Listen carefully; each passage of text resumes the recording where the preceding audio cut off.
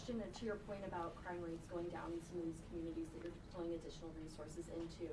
That's been an argument when it comes to where Trump has been deploying the National Guard in places where crime rates are actually going down, like places like DC.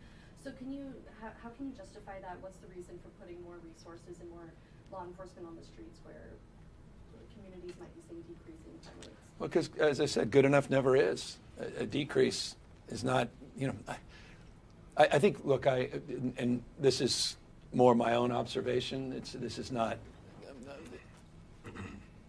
more of a tonal observation. I don't think it's a very good argument to make that, well, we're down 15, 20% when you still have people whose cars are broken into. You still have crimes being committed. You still have murders.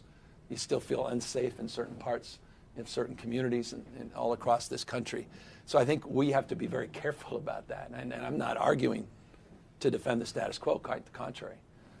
We think we can do better still. Just because we have the second lowest homicides in modern recorded history, certainly my lifetime, doesn't mean we can't do better. We can. And that's what this is about. But again, I also would highlight that our efforts were focused in the initiation of this effort that we're expanding here today. We're focused on hotspots. We focused on parts of San Francisco 2 years ago that were of concern. We've seen progress, but not good enough.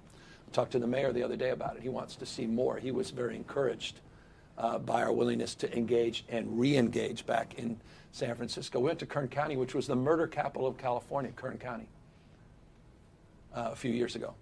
I'm off the charts. I think for 5 out of the last 6 years, they've been the murder capital of the state. And we reached out to mayor and the county, and we said, look, this is not just about coastal cities. This is about parts of the state that we don't overlook, but often parts of the state that are overlooked. And those partnerships have proven unbelievably successful. By the way, I mentioned Mayor Go because not only did she enthusiastically embrace this, but she's seen some of the biggest decreases in crime in Bakersfield in the state. We're using not just our mobile resources, we're using our air resources down there as well. And I appreciate the commissioner's work in that respect. We're going after sideshows down there, and we've seen some success. So their willingness to engage has been profoundly consequential and beneficial. And I think a lot of those communities that have seen declines think they could do better, can do more. And that's why we're going to do that.